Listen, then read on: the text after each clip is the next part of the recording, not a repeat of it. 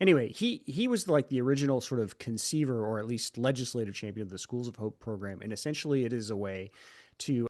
to fast track charter school openings in areas where there are struggling schools. And so essentially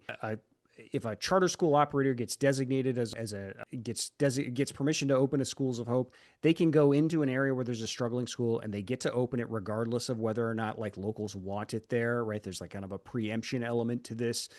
Preemption, if that term is new to you, check out our last podcast. It's an important thing to learn if you're trying to understand sort of why government doesn't work the way you want it to. But also, we end up throwing tons of taxpayer dollars and subsidies and loans at these schools of hope schools once they open in these areas, and it's a really controversial program because it raises all sorts of issues about like allowing these charter schools to potentially cherry pick areas and creating like really sort of like separate education systems in some of the most difficult areas of Florida, because these tend to be some of the poorest areas of Florida where you find the most struggling schools.